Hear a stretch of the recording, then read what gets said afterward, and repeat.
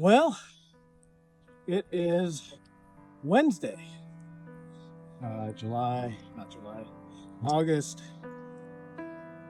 19th or 20th. I forget. Whatever, it's Wednesday. Back out at the bridge, the dam.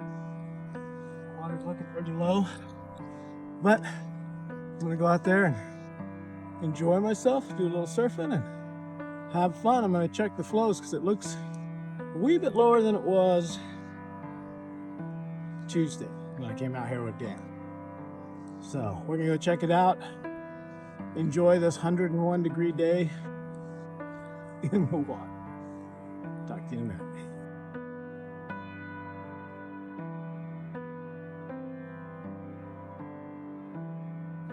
So the Benbridge gauge is reading at 10,006. The Keswick gauge is reading at 10,008. So yeah, it's on the low end, but the waves are still good out there. So I'm gonna get suited up and get splashing around.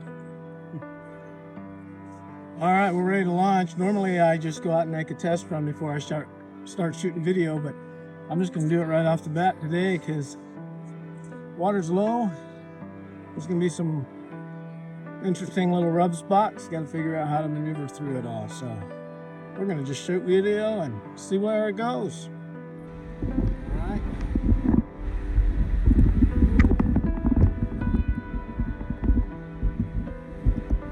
See what this looks like today.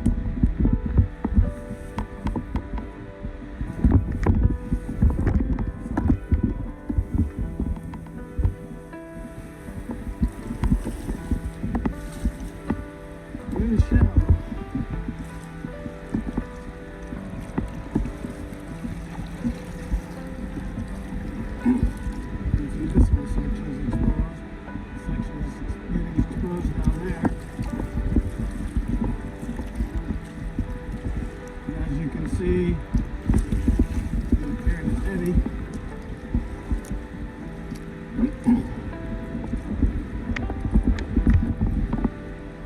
It's too shallow to paddle up to that top end and peel off. So we're going to peel off from here.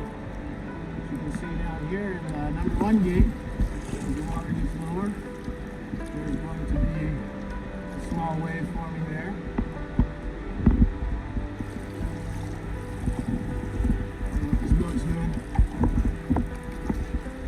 We're going to get out of his way. We're going to head over to gate 5.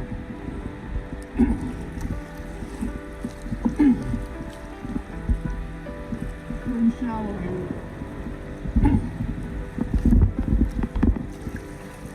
It's really close to these gates to make this ferry. I don't think we can do it. I think we'll walk down there. The gate 5 is not very far away.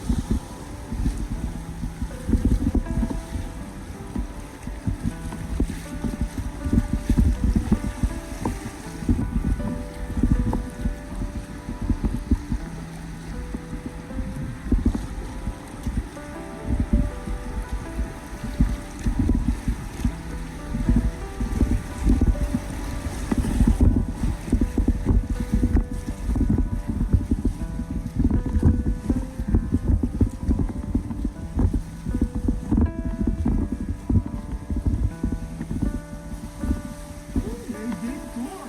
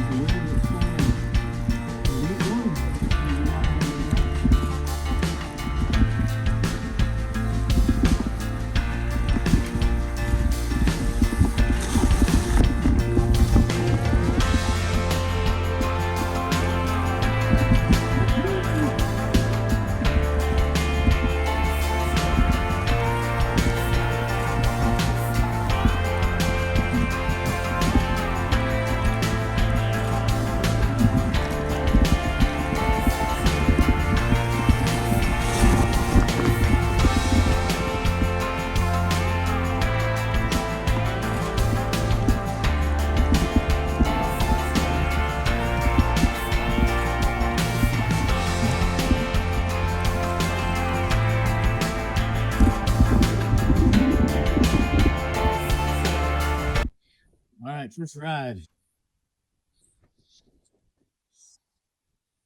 First ride.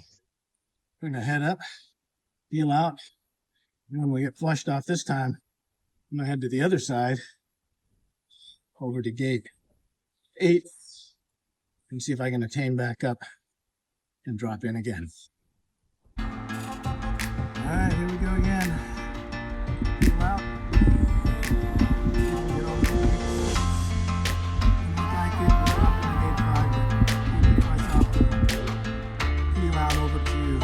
Side of the river and see if it's deep enough and slow enough to loosen the tank coming back up.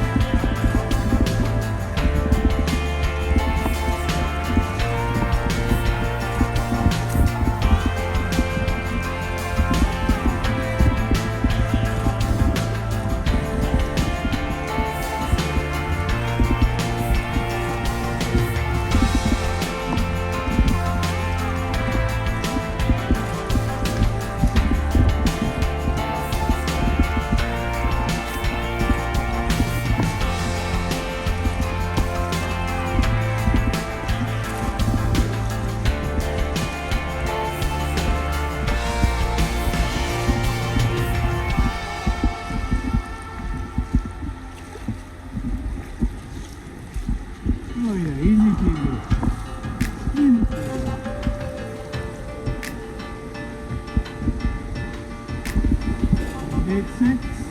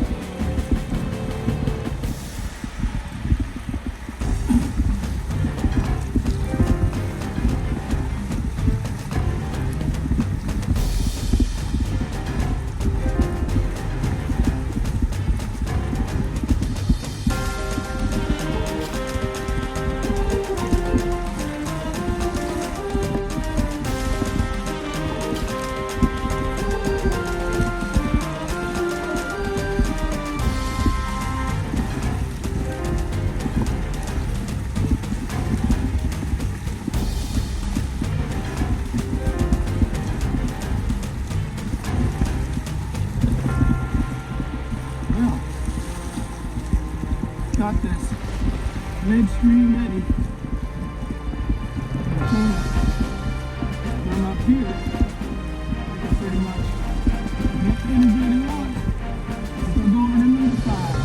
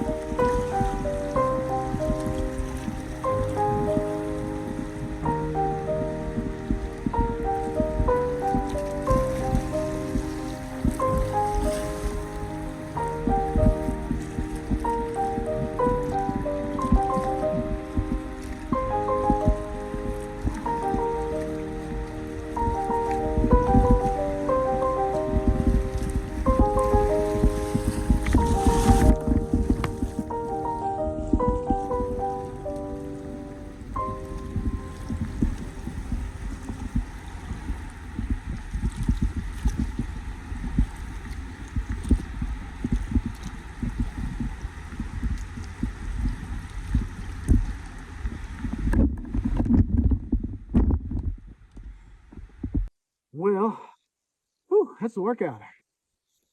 Well, basically, since it's probably only the first descent that I can claim finding this wave, uh, I'm going to officially name this my paddle gym. It's a great place for a workout. If you're a better boater than me, you throw cartwheels and loops and all kinds of stuff in there, but I'm getting a little old and I'm not in my play boat enough to be doing that. But for my Ripper 2, as you see, surfing and carving and shredding, it's a lot of fun.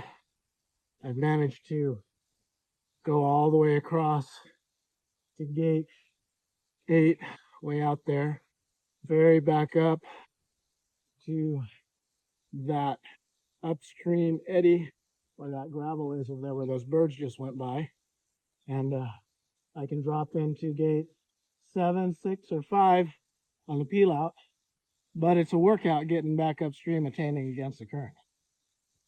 So for those of you who come out here start, you might consider just ferrying back over this way and attaining up along the side here, and then taking this gravel bar and peeling out, but giving it a chance to catch your breath over here.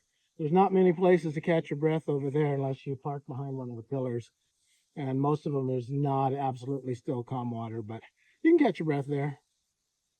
Gate 4, I managed to twice attain up along the far pillar wall and drop into that. And right here in gate 1, as the water gets lower, you can see that little foam starting to right on the edge right there. It's forming a nice, easy, low angle wave for beginner surfers who want to come out and try it. It's an easy place to get to and easy to get back up here to take out. And there's a nice big eddy behind it there. So you can do stern squirts or tailies as they're called now, left and right in the eddy line and behind the pillar with a good soft recovery, safe recovery. There's no fish traps below that gate. All the fish traps are out here below gate 5, 6, and 7. So yeah, it was a good workout.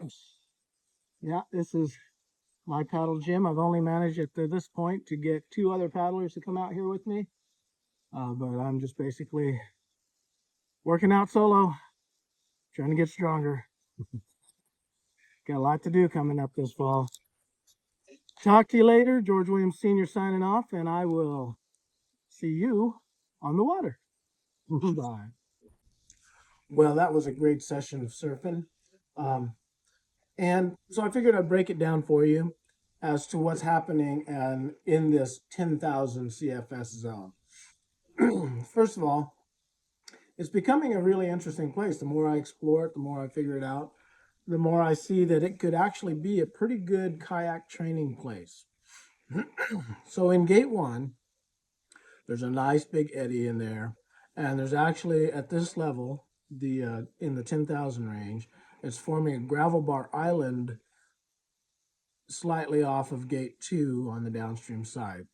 And the little wave that is forming on the left shoulder of the entrance of the gate, very user friendly. It's a good spot for absolutely beginning surfing and learning boat control. It's a good spot to practice tailies on the eddy line. There's left and right eddy lines with tailies, calm water below it, eddy pools on the left and right below the dam that creates an easy attainment back up into a practice area. It'd be a great place to learn to roll in still water, and then move out in gate 1, roll in some moving water, and get those skills dialed down. And if you end up swimming, it's easy to swim to the gravel bar that's forming in the middle of the river there, right at the tail end of gate 2. So that's the breakdown for gate 1. Great place for beginners to learn how to begin to use boat control in a very mild wave to surf on. Uh, Highly recommend that.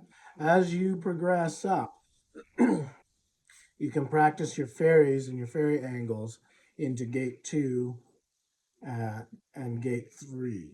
Now, as farther out you get, the more aggressive the eddy lines become and the faster the water gets. So the ferry lines, ferry angles become really important the farther out into the middle of the river that you get into the other gates.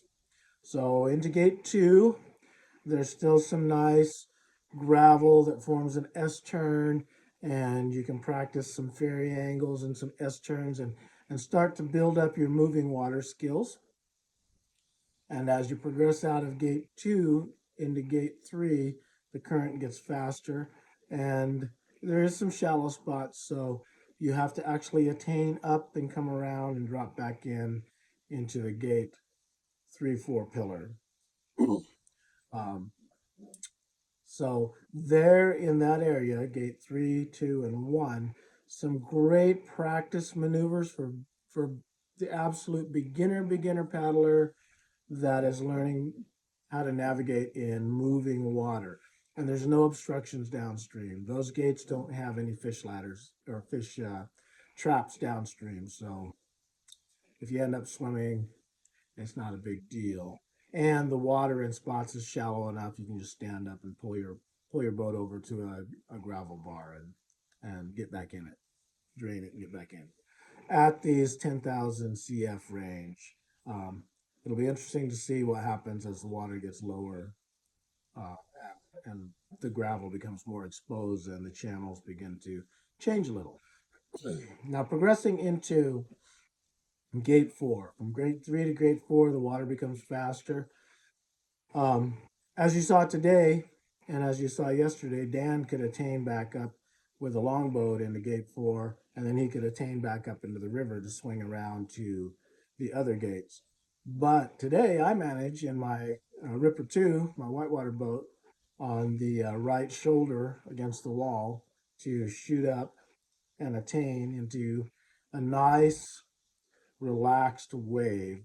So once you learn a little boat control, you can step up into gate four, catch that wave, and you've got probably a 20-foot wide, calm, easy wave to practice your boat control. You can just front surf and just move back and forth as easy as possible. There's no foam pile on that wave. It's just a nice little green wave, but it's moving faster.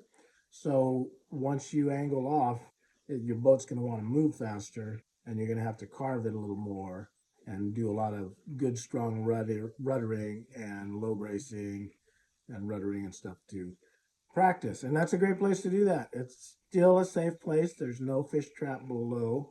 Um, it's best if you have a good roll if you move into gate four, because if you end up swimming there and flush past all the low gravel where you can't walk, um, the swim is about 170 to 200 yards downstream to the next boat ramp where you can take out against the bank between that point and there. It's kind of brushy and bushy and maybe some blackberries and stuff, and it's pretty steep. So odds are you're going to end up swimming nearly 200 yards to river left to catch the boat ramp. So practice your rolls and your basic ferries and stuff in gate one and two. That way, if you do have a swim, preferably if you are still swimming, stay in gate one. But if you do have a swim, you're not getting flushed all the way down the river to the boat ramp, 200 yards downstream.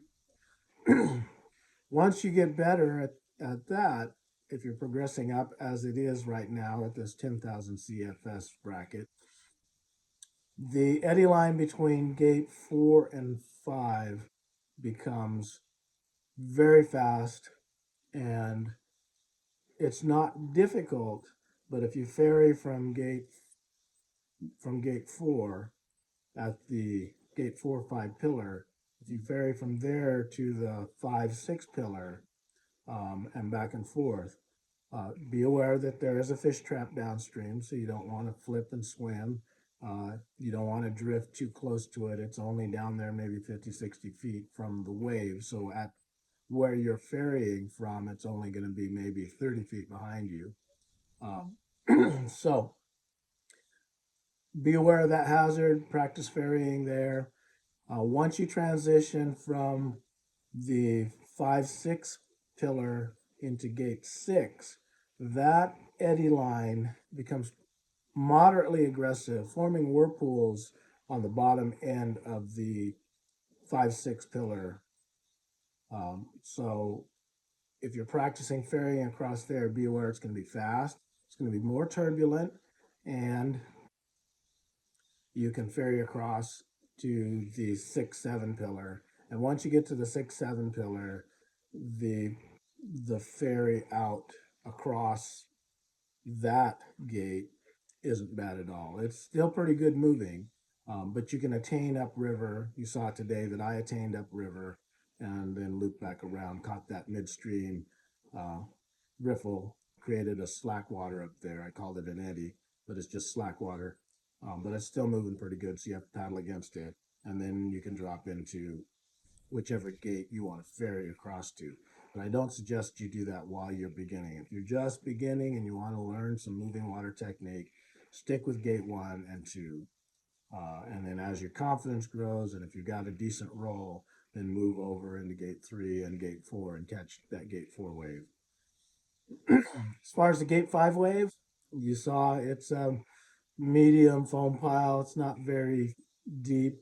At this level, the left shoulder on it has a decreased steepness to it, but you're on a green wave on that left shoulder. So you can relax and front surf there without having to rudder too hard. And then as you move into the center and typewriter across, there is also another green section on the far right side where you can take a break to front surf and you don't have to rudder too hard. But don't get too close to the wall. Don't bump the wall or flip over against the wall. But you can go back and forth as you saw me do. Uh, Gate 6 is a steeper entrance, a steeper foam pile, and staying in a front surf is really tiring. There's corners that you can get to rest a little bit, but in general, it's a lot easier to just keep carving back and forth than it is to maintain a front surf and try to hold an upstream angle. But that wave's a lot steeper, a lot more action in the foam pile. So that's the basic breakdown. Once you get onto the other side, if you can ferry across and get into gate 7 is a total wonderful beginner wave. It's just got a little foam pile on the top. It doesn't have a steep entrance drop, and it doesn't have a steep face. It's kind of like gate 4, but it's the whole width of the gate, pretty close to the width of the gate, and just a little bit bigger. And that is a very user friendly for beginners. The only issue for beginners is getting over there. I mean, you could probably ferry across from the top and drop in, and then you can drop into gate, if you flush out, swing over to gate 8, attain back up, and drop back in, and you can keep doing that. That's pretty easy to do. But then you've got to ferry back across to the left side of the river to take out, and then you're going to have to cross gate 6, which is very fast and very turbulent, and gate 5, which is moderately fast and turbulent. And then once you get to gate 4, it becomes easier. Gate 3 becomes easier. Gate 2 and 1 are totally easy. So that's the breakdown. For those of you, I don't want to discourage you from not coming out and joining me, and but I do want you to be prepared and aware of what's there, and be prepared that there are hazards there.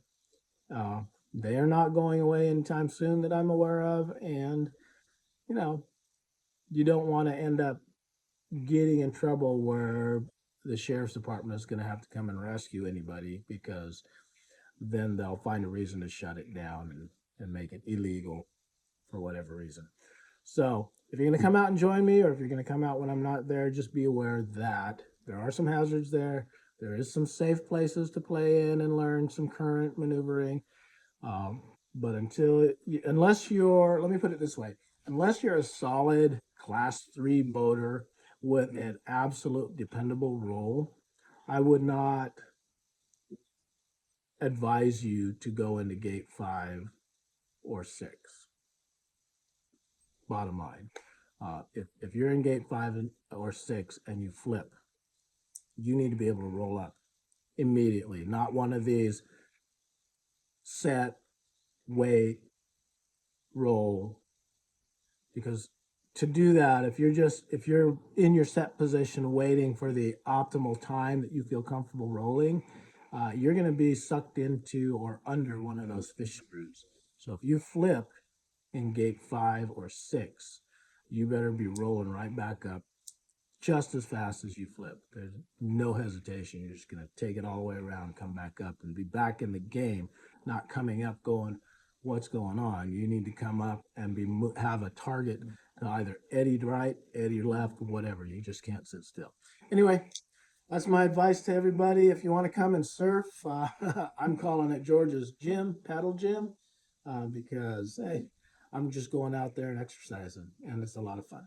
So we'll talk to you later, and I hope to see you on the water. Bye.